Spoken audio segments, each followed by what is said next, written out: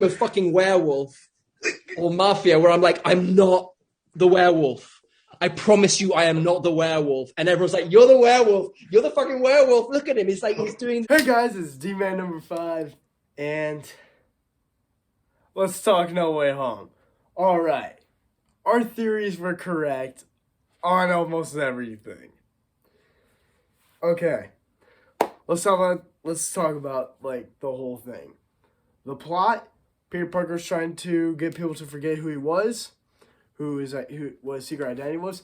The whole entire thing goes wrong, and the movie just gets better and better. I loved the web slinging shit out of this movie. This is actually, in my opinion, better than Into the Spider-Verse by a long shot. Because this movie doesn't only feel like almost a culmination of the Holland movies. It actually feels like a culmination of all the movies, starting with Maguire to Garfield, now to Holland. And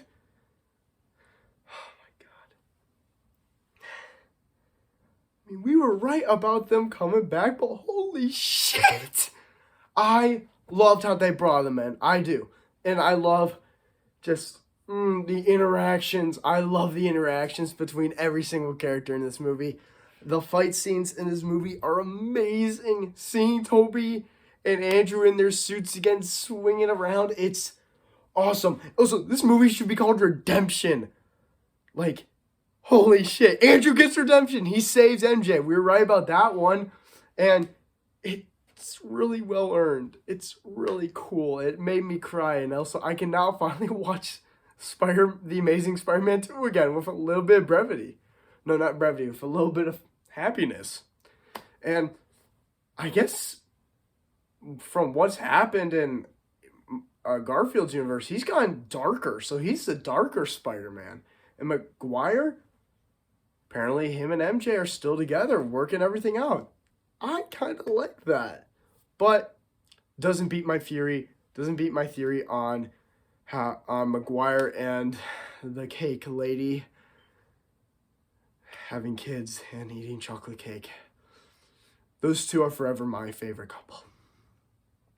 If you want a fanscription about that, I will put it out there.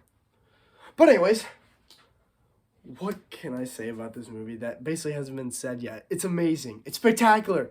It's beautiful. It's chef's kiss. Mwah! Given to us on a silver platter from God himself. Basically saying, you know what? Here's a bone. You're not only getting the villains back. You're getting 2 Spider-Man, a Daredevil cameo, and a heartwarming ending. Not a heartwarming ending. An amazing ending. And you're getting with great power comes great responsibility. And to be honest, that line felt earned. It didn't feel forced. And this movie's so good. I love it so much. I do have some nitpicks about it. Like, how does the spell work? I will go into a further video about that. Actually, you know what? I promised so many videos on what I will be doing. I'm making a list right now. I'm checking it twice. I'm trying to figure out what's worse or nice. And starting 2022, throughout all the months, I will be covering every single review that I have promised of the Spider-Man movies. And I will have people alongside to help me with them. So, let's continue with the review. But hang on.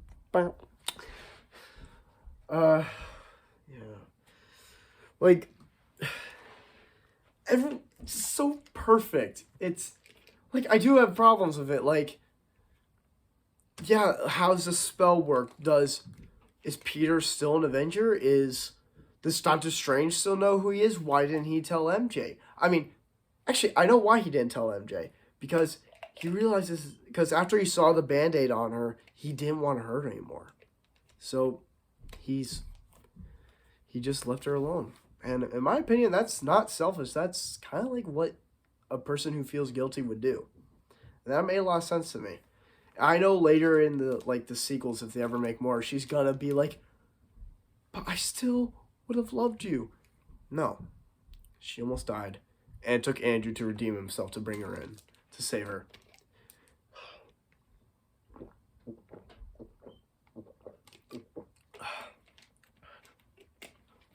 I love this movie. I do. I want to rewatch it. Really. Usually when like big movies like this come out, I'm like, no, I can't see that again. It'll like ruin all my like favorite parts about it. I'll get sick of it. No, for this, I kind of want to see it again and see everything. I know I miss like some stuff, and God, like, yeah, I want to see this movie again. I want to rewatch it. Hell, I'd rewatch it 30 times, and I don't think I would get bored of it. I would actually love it even more. And shit, like, God, the interactions alone with every single character is amazing.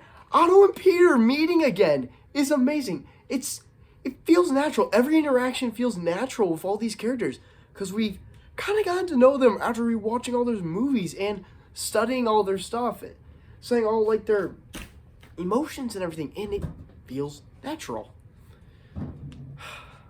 And God, there's some heavy scenes in this movie. Some real heavy scenes, and Holland carries those scenes. Holland does a great job with this serious scenes in this movie. Like, really serious scenes. Like, after Aunt May dies, spoiler alert. Yeah, I forgot to mention, spoiler alert for this movie.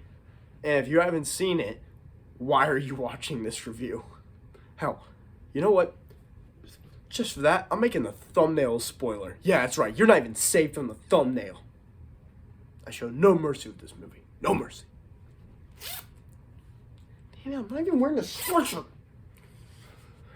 Anyways, this movie, it's gotta be my favorite Spider-Man movie. If you're wondering how I rank my Spider-Man movies or what my list is, it now goes No Way Home, Spider-Man 2, and Into the Spider-Verse. Every other movie from that, it's okay. But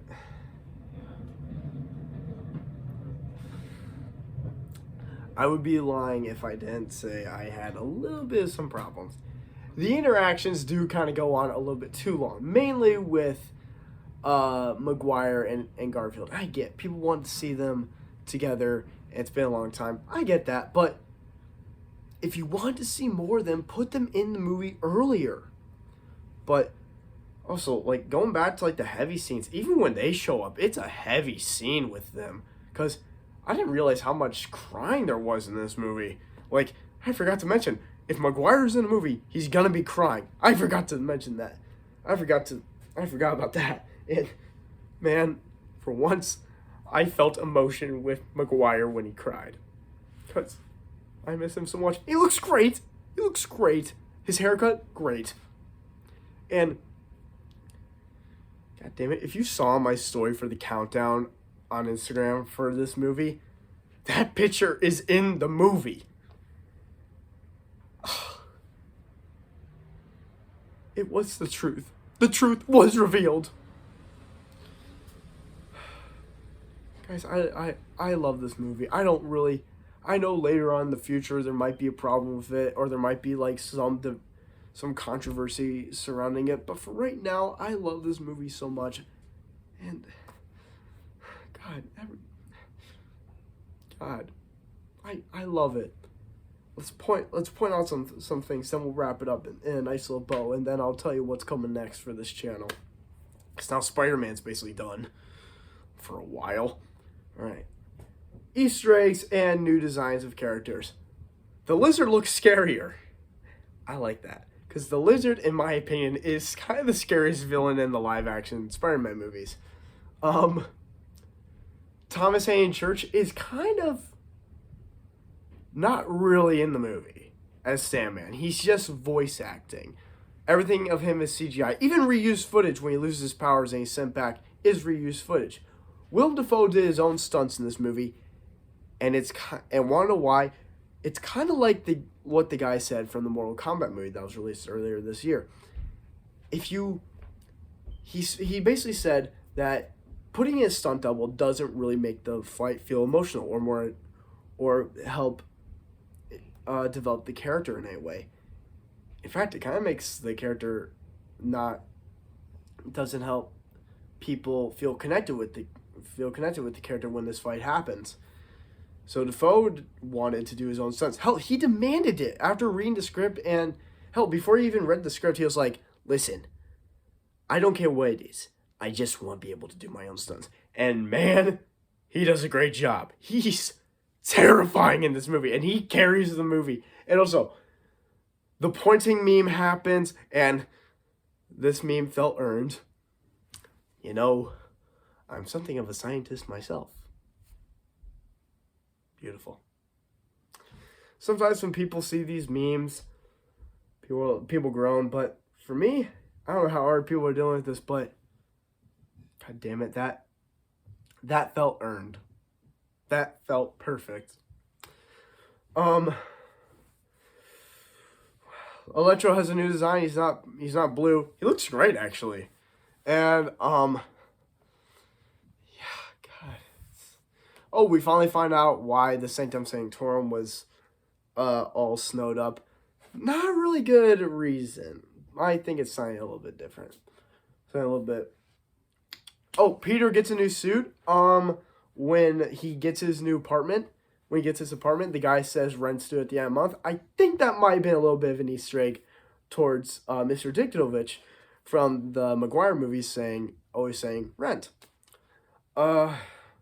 Oh, at the end, Peter swinging by 30 Rockefeller Center. I think that's what it's called, with the big Christmas tree in Mill, which is also where the Hawkeye finale is taking place.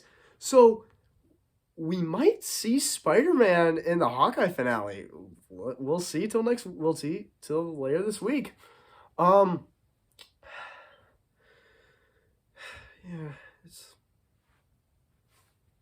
I tip my hat to this movie. My biggest fear about this movie was too many characters being in it. Even with hearing the rumors about Andrew and Toby returning, I was still worried. How are you going to do it? With Spider-Man movies, the biggest problem is always having a big amount of characters. That really helps the plot. This movie proved to me that you could do that kind of movie with Spider-Man. I know Into Spider-Verse kind of did that, but this showed me that live action you could do it. And I love this movie. Everyone does a great job. I feel connected to these characters.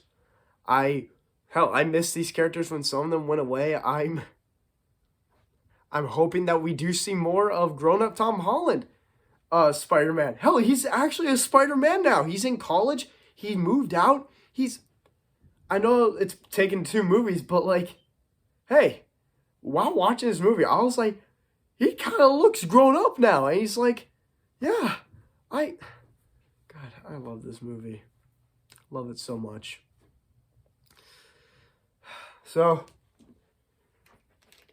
here's to you, No Way Home, for showing us that Spider-Man can have a lot of villains and a lot of characters in a live-action movie. And for bringing back some good old friends. Not just good friends, friendly neighborhood friends.